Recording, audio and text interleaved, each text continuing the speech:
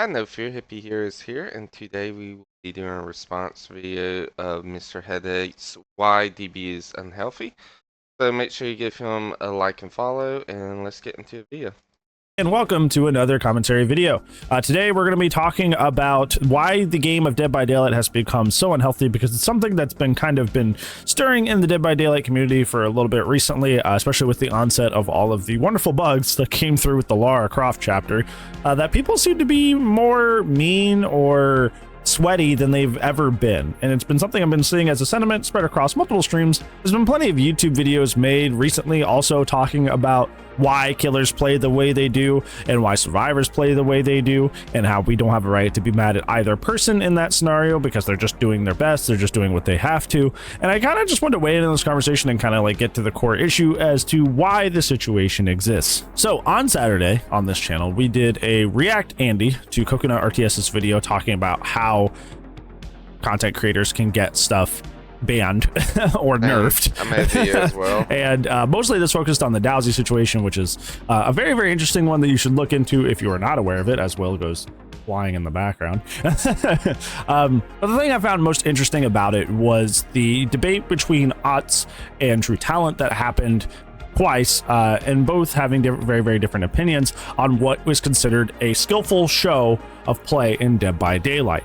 And True said hooks were a more skillful show of play for the killer side, whereas Otts said that kills were a more skillful show of play on the killer side. However, after the debate happened the second time and skill-based matchmaking had come through, Otts had changed his tune and realized the dangers of having kills as the only objective. And that's what I want to get into today, because I feel like the reason that players have to play so hard in 2024 is because we are still feeling the echoes of the new set goals from the skill-based matchmaking. Dead by Daylight is a game that was famously known for having no real win condition, like you got out or you sacrificed the survivor. But some people have different ideas of what counted as a win, even if you know, to this day, even if you get away through Hatch and all three other members. Yeah, I will say that is one thing very true about DBD, is like not having a set win condition is very, very strange, and I definitely feel like we should base wins off of hook states. And if somebody gets 6 hooks, I believe there should be some type of overtime mechanic as well to ramp up the action, because a lot of people dislike ties, so I hope that in the future we can do that. Members of your team are dead. Some people consider that a victory. Some people are like, heck yeah, and they're super happy with that and they walk away with that. Some killers, if they're running a build for a very specific purpose, like getting dragon script value, and they get dragon script value and it makes them laugh, they consider that a victory.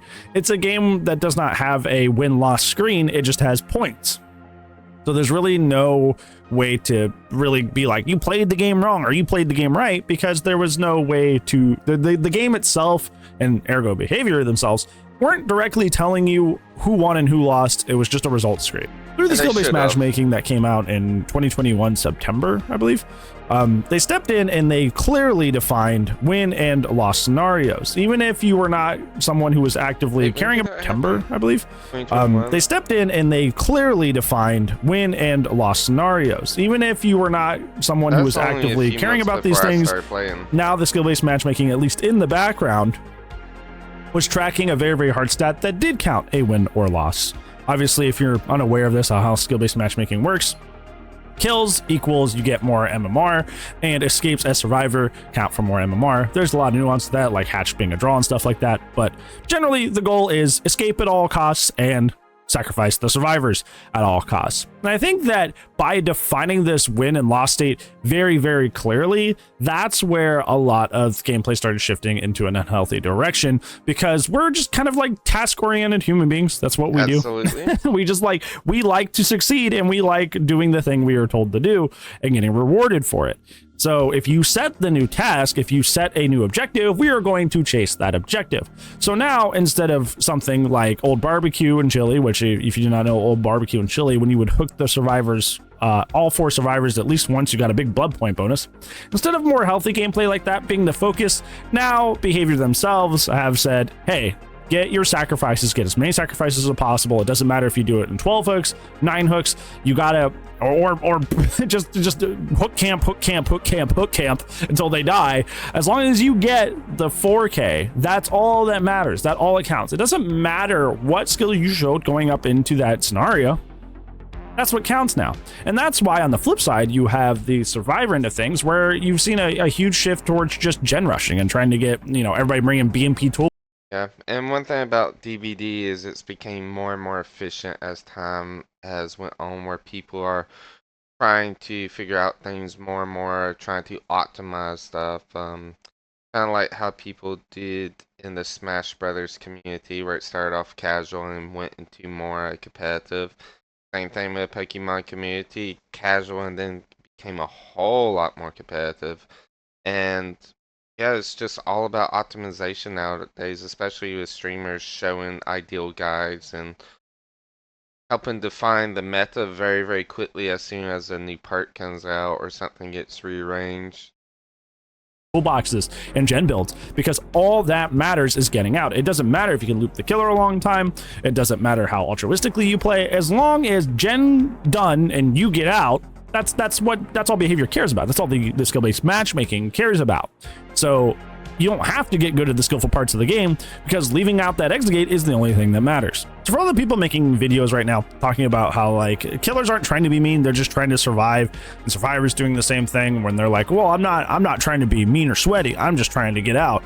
I feel like this is all a symptom of the redefined win state and ergo loss state of skill-based matchmaking, because when kills and escapes are all that matters, that's all we're going to chase. That's why you get killers that will slug people out on the floor for 4 whole minutes just to get the 4K. That's why you get survivors that will slam the gens and not even see the killer at all until they're teabagging on the exit gate, because they've been told by the company themselves that's all that matters. And they're not wrong.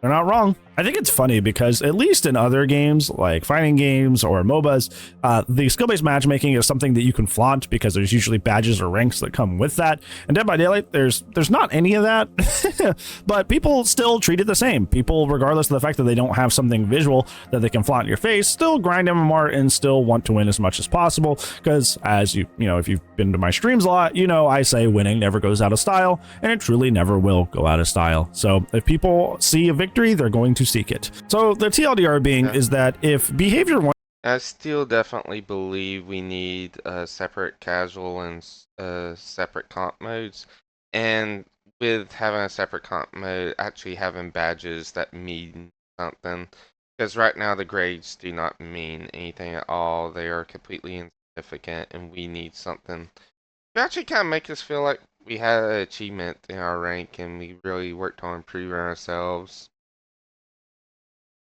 Wants to shift the game into a more healthy direction, you can adjust perks and metas as much as you want, but realistically you have to define the goal in the win state of the game more towards things that are healthy and things that show skill, and not just the results. Because I mean, even then, it's like this, we can make this whole other video, is behavior just generally kind of has an issue with numbers versus analyzing why the numbers exist in a way that they do. And they've had an issue with this for years and years at this point, going all the way back to, well, object of obsession, everybody who uses it dies. Meanwhile, if you actually looked at the stats, most games they were in resulted in 3 outs. Like, just this is what the numbers say, and we're not going to analyze why the numbers say that, and we're going to make changes adjusting to that.